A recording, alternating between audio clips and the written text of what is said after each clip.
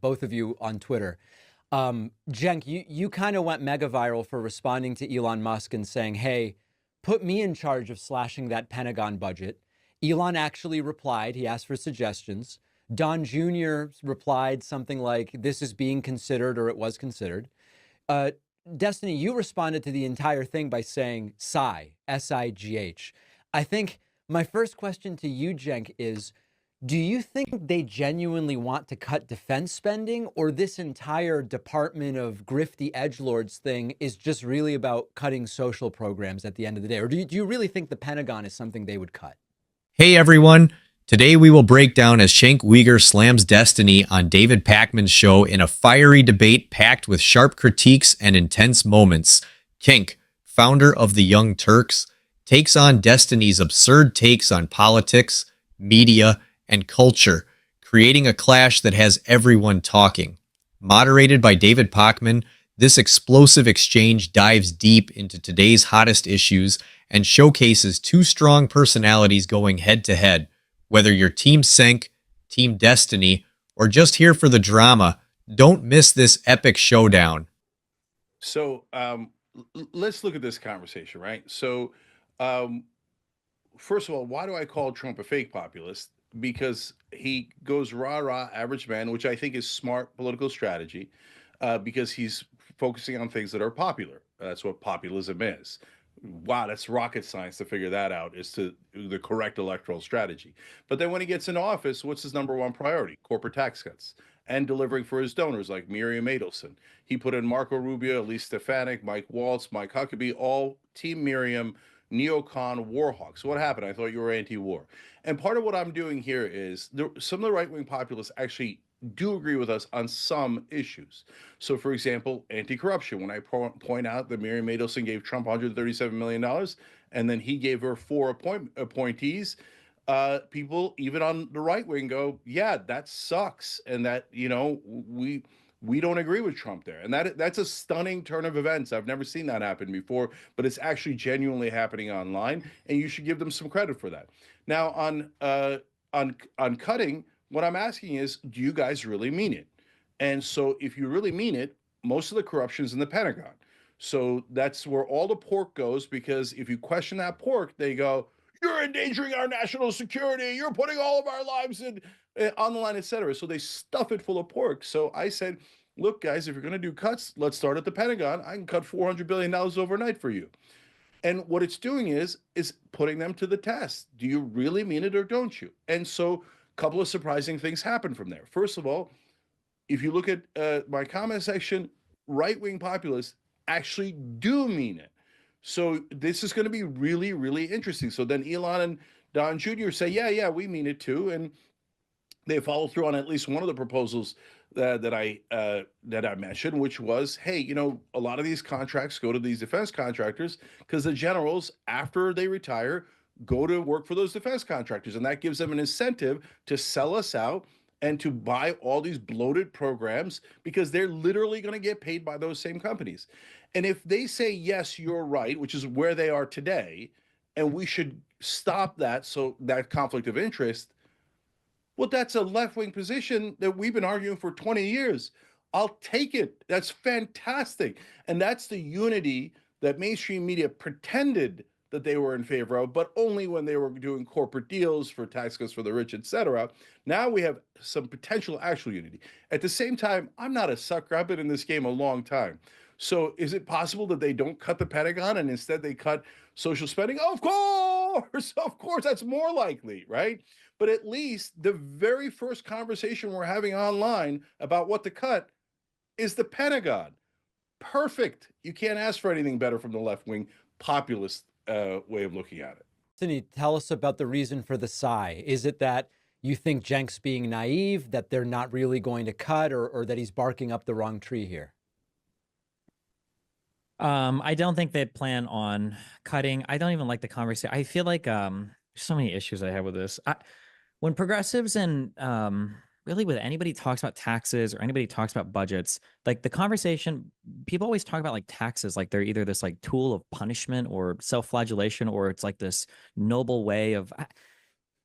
I think that we should figure out what are the government programs that we want to fund and why. Okay. So do we want single payer healthcare? Do we want expansion of Medicare? Do we want to do SNAP and WIC and benefits programs? Do we want to have tax subsidies for electric cars and solar? Like, we figure these things out. Once we figure that out, we have our liabilities. Okay. This is how much we owe. And then we need to figure out how do we raise the money for it. Okay. Do we tax people? Do we tariff? Do we whatever? Like, how does the government fund these programs? That should be the totality of the conversation about taxes. These arbitrary obsessions with, like, we got to slash the Pentagon by X dollars. We have to slash the military. Like, why? What do you want to cut? Like, let's talk about that. Was the F-35 program a mistake? Do we want to have, no military presence around the world? Do we shut down all of our bases? Do we want to have no more funding towards any type of participation? They're like, what do we actually want to cut? Because the random thing, like, imagine, and it's so crazy to me too, especially because, like, Cenk is a business owner and all these other guys are business owners.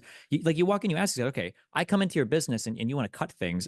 Like, is it just, I'm going to cut 40% of my budget? Did you just fire randomly like 40% of your employees? Or like, no, well, you look at departments maybe that aren't making money. You look at parts of your business maybe you don't need, but it's never just like randomly like, okay, we're going to cut half our thing today. All right, here Destiny is oversimplifying the issue. When progressives call for cutting Pentagon spending, it's not random. It's about reallocating wasteful funds like those tied to programs like the F-35 toward healthcare, education, and climate initiatives that provide real public value. Comparing government to business budgeting also misses the mark. Governments prioritize public welfare, not profit. Cuts in spending reflect societal priorities, not just balance sheets, and progressives are advocating for smarter reallocation based on those priorities. What do you all think? Is Destiny missing the bigger picture here? Share your thoughts live in the comments. I'd love to hear your take on this debate. Let's back to the video. Loan that's being called in and you have to pay up or something. So I mean, like, that's one part of it. The second part of it is it's okay. So to be fully transparent, I'm unhinged now when it comes to dealing with conservatives. I'm more concerned about turning out base than ever appealing to these insane people. There is no principled foundation to what conservatives believe regarding anything having to do with foreign policy or the military. The exact same people who will say there were no wars under Trump will ignore the fact that he hid how much more we were drone striking people in Yemen. People will say there were no more wars under Trump, and they'll ignore the fact that we allowed, the allies that we had in Syria to die. We'll say no more wars under Trump. We'll ignore the fact that Iran attacked Saudi Arabia, that the United States bombed a Syrian airport, that Assad was chemically gassing his people still, that border riots were raging on in the Gaza Strip. Like, it's just, it's ridiculous. So for the first time ever, Russian troops were engaging with Ukrainian troops directly in the Donbass, I think in 2018. This idea that, like, Trump has some allegiance to some foreign policy position where it's like, oh, we're going to cut military spending is absolutely not true. Well, even more so then. I mean, if that's true and they'll consider cutting something because Cenk's bringing it up, isn't that a reason for him to be involved rather than saying, this is a waste of time? I don't know. I mean, I just hope that people are aware of what I just need people to be aware of what's going on. Like, if you get oh, well, they managed to cut $50 million from the military budget and that money, was like all earmarked for the VA or something. Like, that's not a good thing, right? Like, we want, we want something. I wish that people just spoke in policies more rather than like, we need to tax billionaires because we hate them, or like, we need to give tax cuts to billionaires because they save us, or we need to do that. It's like, what are the policies that we want to support? What do we want to cut from the military? What do we like? That's, I think, the more important conversations. If you're finding this breakdown interesting and want to see more content like this, don't forget to hit the like button and subscribe. Your support really helps me bring more discussions like this to the channel. Let's get back to the video.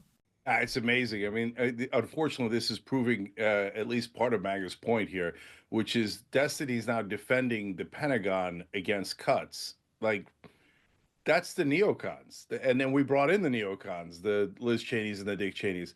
I don't Wait, want should to we be that abolish our party. entire military? No, of course not. I'm going to tell you what to do in a second. But this idea of like, don't touch the Pentagon. Wait, I never said don't touch the Pentagon. I just said name what you want to get rid of. I didn't say don't touch it. I just said so. But you're happy to are you happy to have the conversation about cutting the Pentagon first? If you have a thing you want to cut from it, then yeah, sure. Okay, so like, you're not like, even as a general thing, you're like, well, I'm not sure about cutting the Pentagon. That's amazing to me. So why did I pick the Pentagon? First of all, I would much rather have that than cutting social programs. But more importantly, that's where all the waste is. And that's not theoretical or hypothetical. It's real. They just failed their 7th audit in a row just yesterday. And In the last audit that they failed, they said we can't find $400 billion. Well, if you can't find it, then you're not going to miss it. So that's why I say $400 billion. In 2015, they buried a report.